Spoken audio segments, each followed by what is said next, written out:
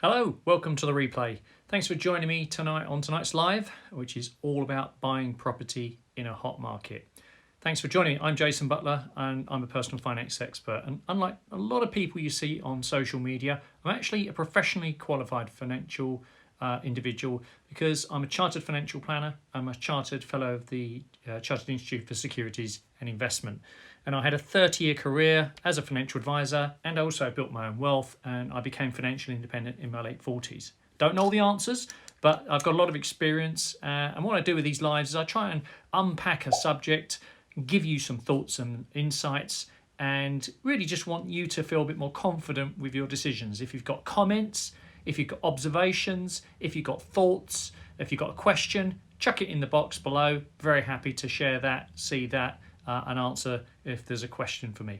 Hot market is defined, just in case you don't know what it is obviously when prices are really going well, prices are increasing, there's lots of demand, and it seems difficult to either buy the house that you're looking for or to be able to do a deal if you're trying to buy investment property.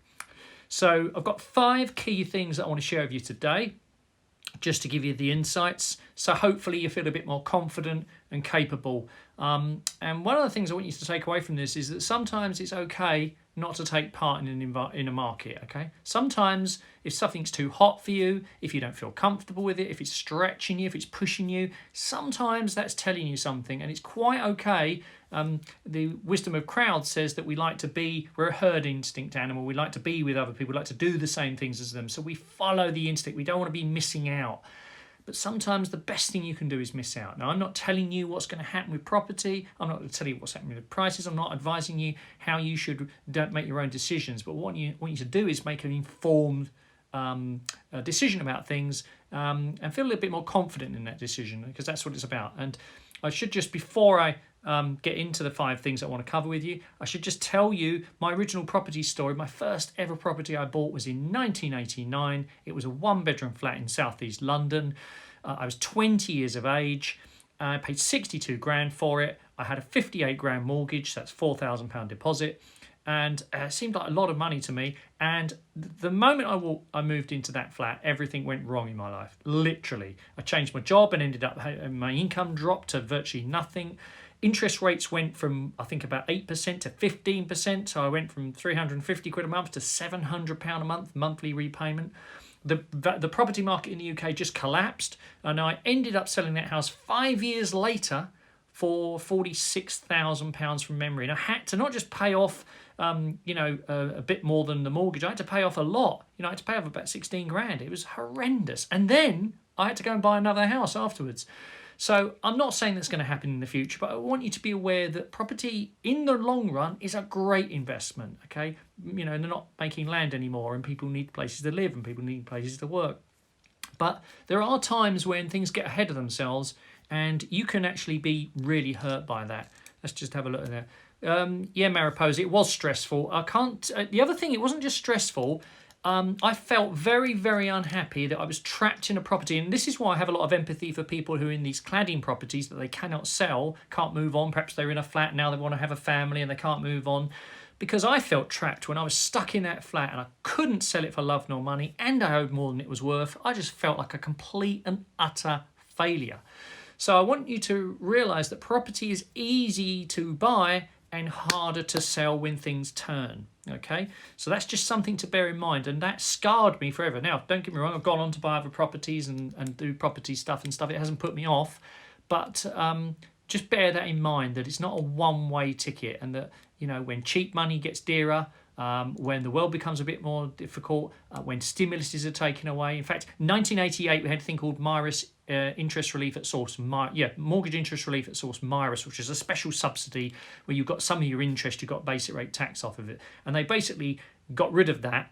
And there was a big rush up to 1988 before they got rid of it, and then pretty much the market was flat, and then it started falling back after 1989. So beware when stimuluses are removed. Now, what's the stimulus we've got at the moment? The stimulus has been what we call the petrol on the fire, which is the stamp duty reductions. Everyone's been rushing to buy houses to the end of June, and what they think is that that's put prices up 5 to 10%, possibly. Now, so Okay, who knows? I don't know. But that is changing, and it's going to be changing again in October. So the figure now is 250,000, which is a threshold, and then from October that goes down to 125,000 is the exempt amount. So at the moment, it's first 250,000 is exempt from stamp duty if you're buying a residential property, and from October it goes down to 125,000, which is what it already was.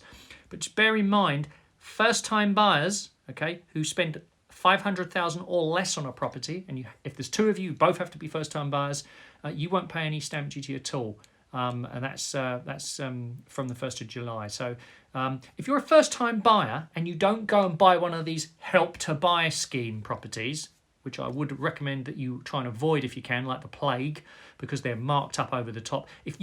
No one knows you're a first-time buyer when you go and buy a house, but if you do go and buy a 3 or 4, 450, 480,000 pound house, and you're competing with someone who is not a first-time buyer, you're going to save money, right? But the seller doesn't know that, and you don't really want the estate agent to know that, because it will mean that the estate agent who works for the seller, unless you are employing a buying agent, what will happen is the estate agent will be telling the seller you can hold out for a bit because they're saving 5, 10, 15, 20 grand on stamp duty, okay? So you don't need to be going to see their mortgage people. You don't need to be telling all your details. All you need to do is say, there's a copy of my my deposit, and there is a copy of my mortgage in principle, which I'll come back to in a minute, right? That's all you need to do. None of this rubbish about we've got to see our mortgage advisor, we've got to assess you. No, you don't. They're the two things you need, and I'll come back to that in a minute.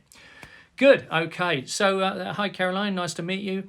So we're talking all about buying property in a hot market. So my first question, I've got 5 things for you to think about. My first thought really is, why are you buying? Okay. Why are you buying, and why now? It sounds a bit of a silly one, doesn't it? But if you ask yourself, is why are we buying? So, I mean, Jane and I, my wife, we've lived in this house for 23 years. If we were going to buy a property to live in, we would have to say, well, why do we want to move? For what reason is it we want to move? Oh, we want to be near our friends down in Devon or wherever, or we want to buy some outbuildings and do those as offices or a holiday let. We want to change the scenery. We want a house with bigger ceilings, taller ceilings. There's got to be enough reasons for you to want to do something, which if you're buying a home. But equally, if you're buying investment property, you've got to ask yourself, is why are you buying an investment property? Because if you're buying an investment property because you think in the long run it's going to make you money, but in the short run it's probably not going to cover its costs, you've got to be very careful. Does that make sense to you, right?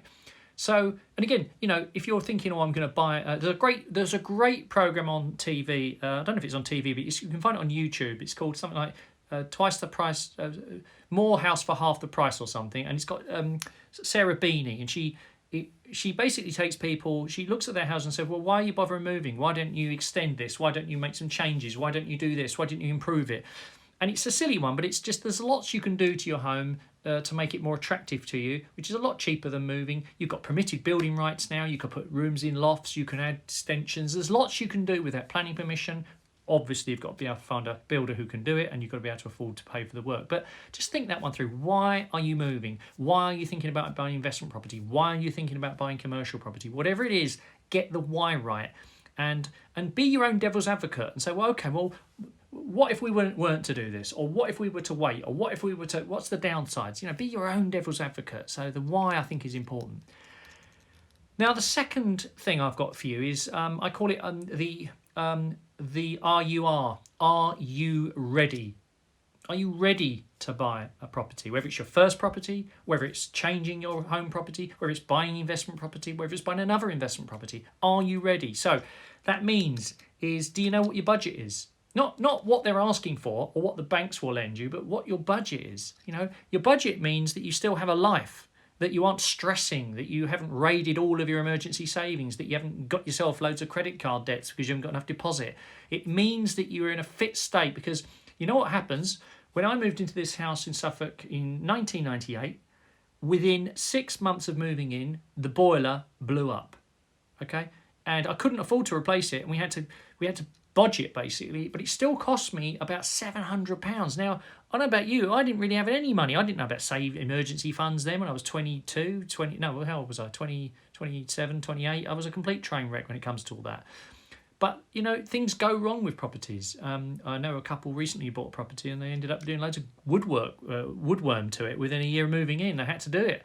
So have a budget, a clear budget, both a capital budget, how much cash have you got that's not going to drain you, and make sure that it fits your regular spending budget. I would suggest probably no more than a third of your living costs should be going out on housing, and that includes an allowance for maintenance. So whether it's a house you're living in or it's an investment property, you need to be adding 10% probably to the mortgage payments for maintenance. If it's an older property, if it's listed property like this, it's going to be a higher amount. You know, my property cost me a lot more. I've got guys painting my windows, okay?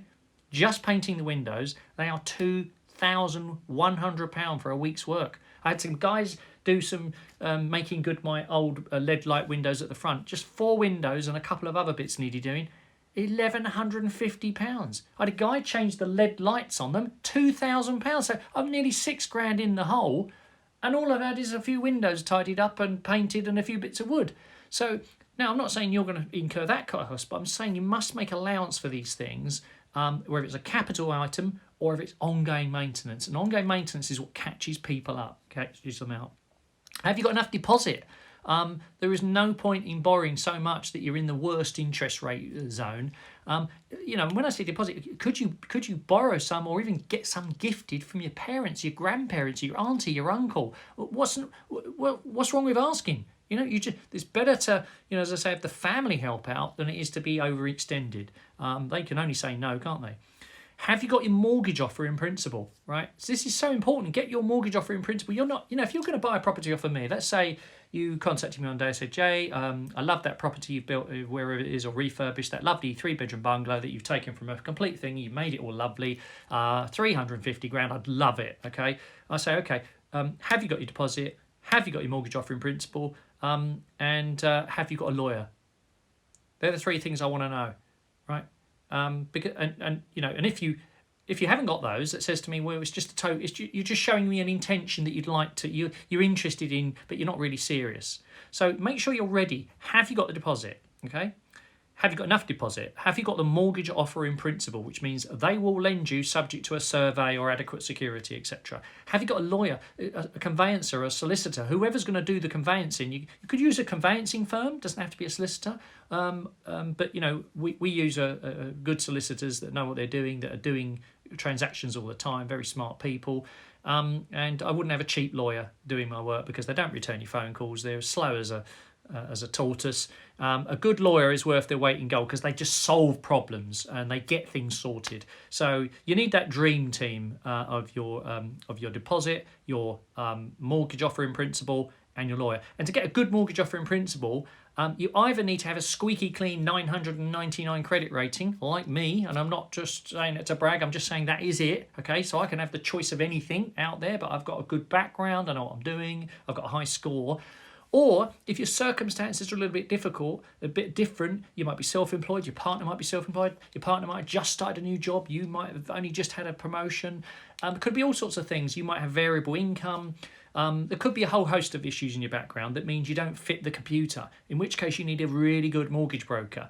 I've told you before about David Houchel of Houchel Mortgages, but there are lots of Davids out there. If you want to know his details, DM me and I'll give you his details. He works over the internet.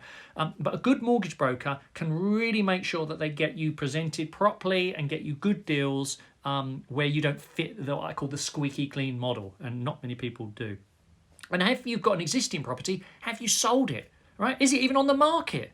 You know, I'm not really interested in talking to people who've got a property to sell. Now, look, some people might be, but if I'm selling a property, to me, anyone with a property to sell, all right, then as far as I'm concerned, it's just it's an indication that they're interested, okay? And if I want to entertain them, I will. But, you know, to me, someone who's really serious has sold their existing property, they've moved into rented, now they're ready to buy. And that's what we did, Jane and I, when we bought this property in Suffolk. And it was good because we bought this property all those years ago, 23 years ago, from a couple who'd only been in it a year. They were trying to repair their marriage. They bought it from a couple who'd lived there for 30 years. We'd moved into it. We sold our house in Kent, in Westerham. We put the money in the deposit. I'd got a mortgage offer in principle. I had a solicitor already lined up that I'd already worked with before. We put our offer in. We had to put sealed bids in. We put an offer in 15,000 over the asking price. And we put a copy of the Building Society statement showing the deposit, a copy of our mortgage offer in principle, and confirmed that we can complete in 4 weeks. Well, how? Who are they going to take? Well, not just the price. Someone could have offered a bit more but needed the property to sell. So, I would suggest it. It's bold. I know you might be worried about jumping off the bandwagon if you've already got property. Property prices might go up. But you know what? Just get into it. Just turn the property into cash. Get into a rented, even if it costs you a bit more, because it shows that you're serious. Right, really good website here for you is the Homeowners Alliance. It's hoa.org.uk. Brilliant website. I can't recommend it highly enough. It's got home buyer guides, it's got checklists, it's got sources of information, it's got blogs that can help you. It talks to you about how to use the portals. Really, really good resource that. Really can't recommend it enough. Highly recommend it. I think that's a really, really good source. And that brings me on to the fourth area is doing your research. Now, before you switch off and disappear and leave me, right, what looks like exciting, the looking at properties and thinking, could I live there, or could I rent it out, or would it make me a nice flip, money on a flip? However, whatever your reason for buying, research is the thing that sorts the men from the boys, the girls from the ladies, the masters from the disasters, right? Research is the boring stuff, okay? But I love research. To me, I cannot get enough information.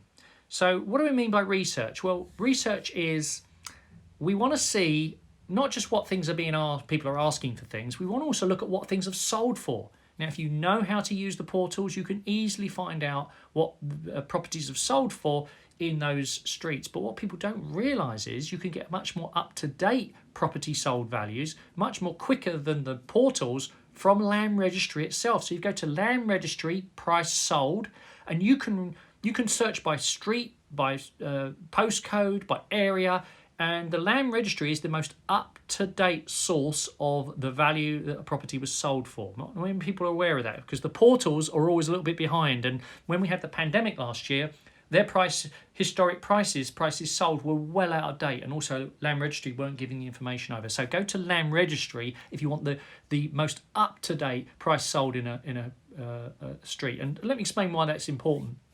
I was looking at a property the other day. I think it was up for 200,000, right wrecker, deposit, a bungalow, needed refurbing. What's the top end price? If I do a 30 grand refurb, 25 grand, 30 grand refurb, what am I going to be able to sell that for? Probably top end price in that road is 300 grand, right? So I really need to buy that property for 170. So I could spend 30, 35 on it. Stands me at 200, 205, take off taxes and stuff like that. And I probably can sell it for 295, looking beautiful and amazing. But it's still going to take me 9-10 months to do all that, isn't it? So I need to have 80 grand out of it. I can't be doing it for 30 grand. Equally, if you're buying a property to live in, you've got to say to yourself, well, okay, I'm going to move into the property. What if I need to sell in 2 years' time? What's the top end value? Even if you don't need a profit margin like I do when I'm doing developments, what you can say to yourself is, well, what if I need to get out quickly? What if the market turns? You need to have a little bit of a game plan as to what that top end price is going to be. So I would say, and again, if you are buying your dream home and it is a home that you're hoping to stay in, say as a family or whatever, or for the next 5-10 years, then you need to make sure that you're not overpaying. In other words, that you're paying the fair market rate for it. So, and obviously in a hot market, the sellers will always believe they have the upper hand, okay? Which is why making sure, going back to the are you ready, that you are perfectly in position. So we put a bid in for a property the other day. They said offers in excess of 175. We offered 150, right? It went for 225. Well, good luck to the guy who bought it. I wish him all the luck in the world. Now he owns a property that he's got to spend a hell of a lot of money on. Materials have gone up 40-50% than what they are a year ago. You cannot get tradesmen for love nor money, whether you're buying a house to live in, whether it's an investment property or whether it's a flip or commercial property. It's going to take you longer to do any work to a property. It's going to cost you more, so bear that one in mind.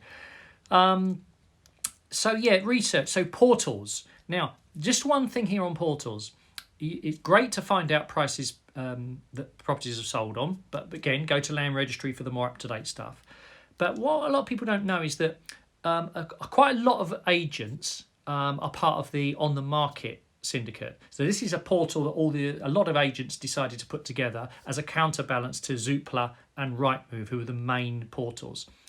And what they do is that they normally they agree that they will list any new properties on the market for the first day or 2 days before they put it on either Rightmove or Zoopla. So it's well worth you as a buyer registering on the market, because you may get to find out a property a day or two before the overall market. Are you with me? So for a buyer, on the market it's a great place to be registered, because you probably might get a day's advance notice of something, okay? And a day is a long time in buying property, particularly if it's something you've been looking for, and you can move quickly, and you can if it just gives you that advantage. I mean, if you've got 15 people who want to buy it within the first week, that's not going to stop you, but at least you've got that little you know what's happening. So work that one. That's an interesting little one there. The alerts. Now, thing about alerts, you can set your parameters in the property things. And I would suggest what you do is you probably create 2 or 3 different types of alerts, not just one big all-encompassing one that sends you everything. And it will tell you when it comes through which alert you're on.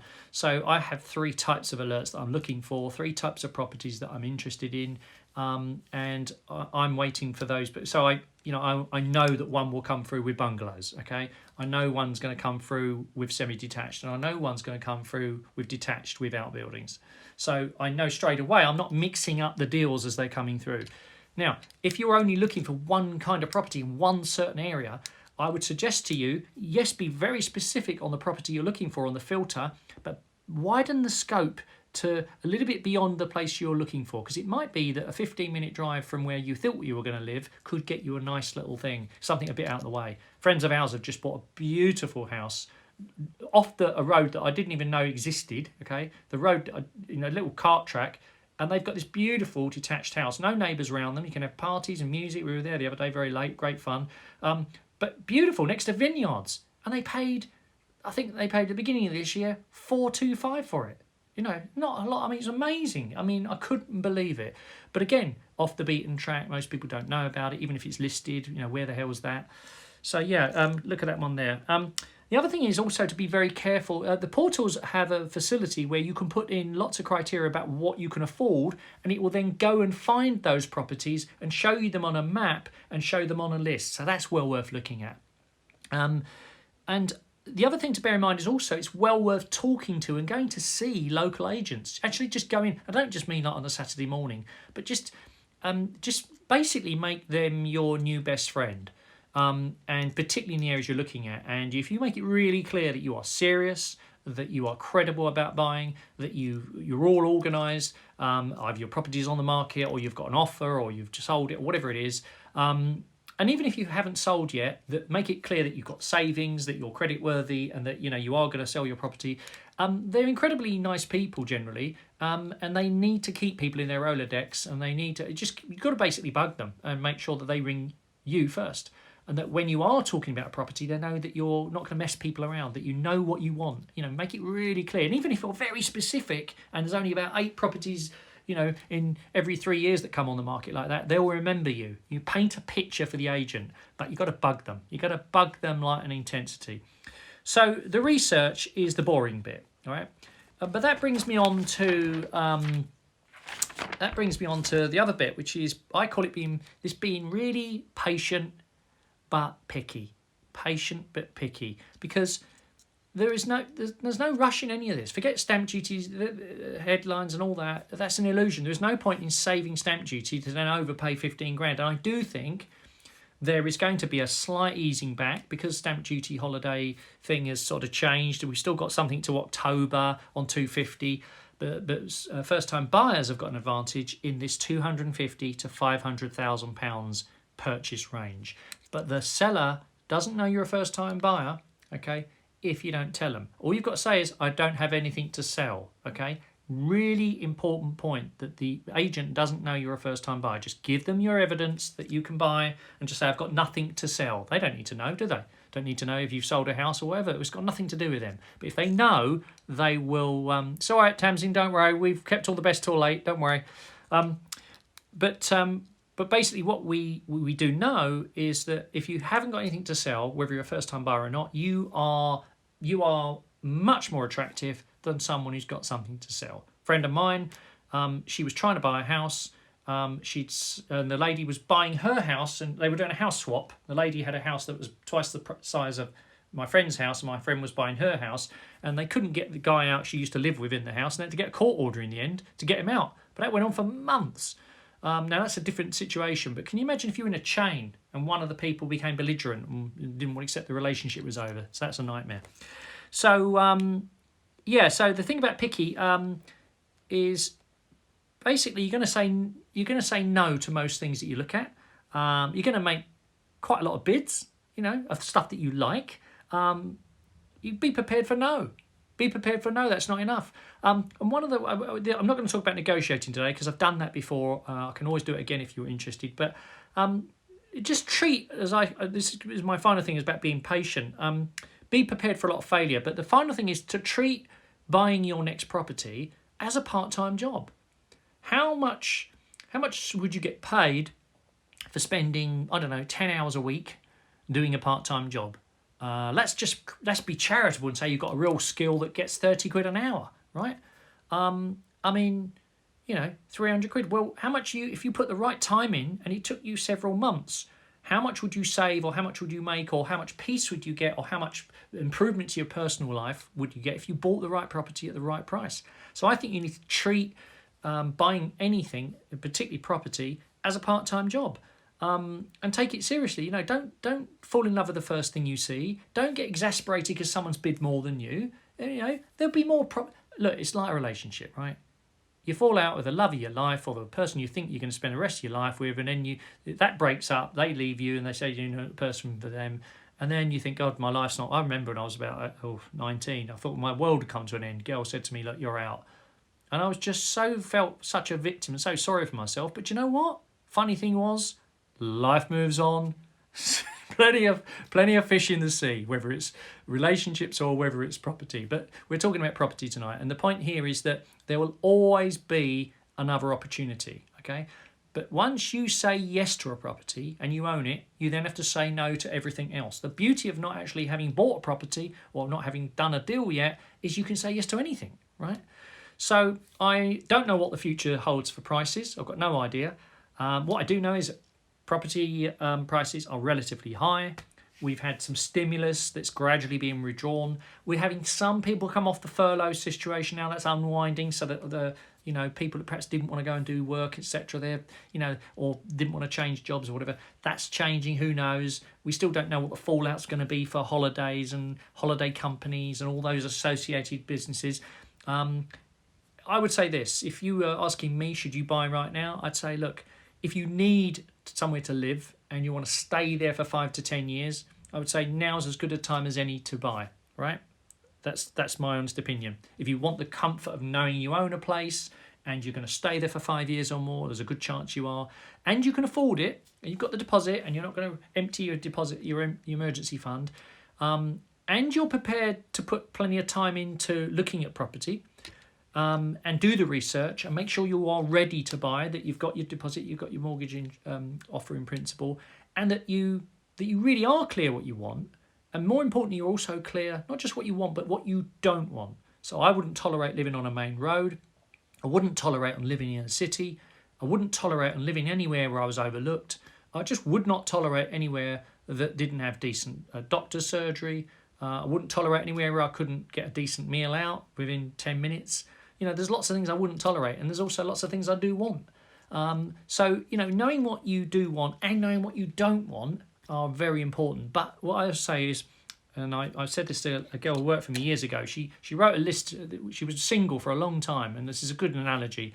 She was single for a long time, and I said, she was a lovely looking girl, very intelligent, into lots of sports, got a degree in economics, lovely person. And I couldn't understand why she was single. And I said, look, we're all out for a beer, all of us. And I said, look, what are you looking for in a guy?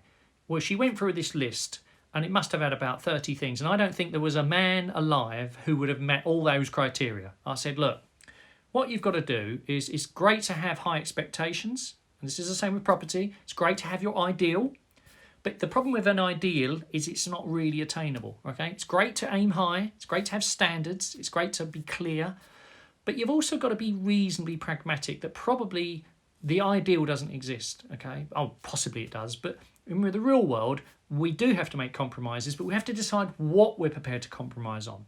So, with my colleague that I was talking about, she sort of said, well, he's got to be sporty, he's got to have high integrity, he's got to be degree educated, and he's got to understand American culture. There was like non-negotiables. There were about 7 or 8 non-negotiables. Now, the rest of it all, was negotiable.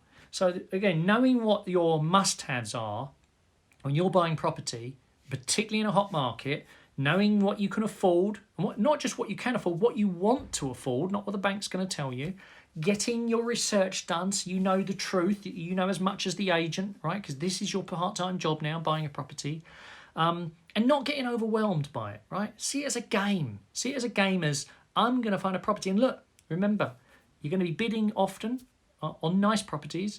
You're going to be bidding.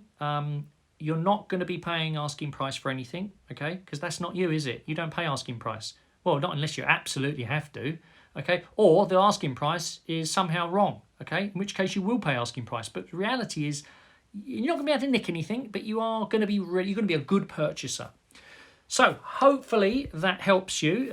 Just that quick run through there so we know your why. Why are you buying? Whether it's you're replacing your home, you're buying your first home, whether it's an investment property, whether it's adding an investment property, whether it's a development flip, whether it's something, an opportunity that's come your way that you think, well, this is a good one. Know your why, and then why now. Make sure that you're ready. That means you've got the proper budget organised, both for capital and ongoing expense. It's not more than 30% of your take-home pay. That you've got the proper deposit. You've got your mortgage offer in principle, etc. Make sure that you're completely ready and street legal. Do your research. So as I said to you before, the portals are great. Remember, on the market, you can normally get the deals a day before. And make sure you're looking at those sold prices on Land Registry, because they come out earlier than the portals. And speak to agents, put alerts on, be reasonable. Be patient and picky, as I said to you, really, really important. So what, it takes you 6 months. It's like finding a partner, isn't it? You're not going to take the first thing that comes along, is it? Just because it happens to be cheap or because it happens to be on the market. You're choosy. You're a choosy purchaser. And if you're a first-time buyer, keep your mouth shut. Particularly if it's under 500 grand. But you are got nothing to sell. And treat this as your new part-time job. Buying a property is now your new part-time job, because it will yield benefits for you in terms of not overpaying, of finding a place that if you're going to live in it, that you want to live, or if you're investing in it, that's going to give you a return and some financial peace. And you're hopefully not going to have regrets. But as I say, it's okay not to take part in hot markets. If you don't feel comfortable, you don't feel ready. And don't feel you've got to move house or be investing in property because everyone else is, right? Okay, people always tell you what goes right. They never tell you what goes wrong. And I know, because I've told you, I burnt my fingers when I was in my early 20s. My first property nearly polarized me, and it was really stressful. And as I say, it's a bit like owning a house that you live in is a bit like owning a boat. The best time is when you buy it and when you sell it. And the rest of the time, you're just forking out money all the time. You hope it goes up in value, and probably it will do, but sometimes you have hiccups.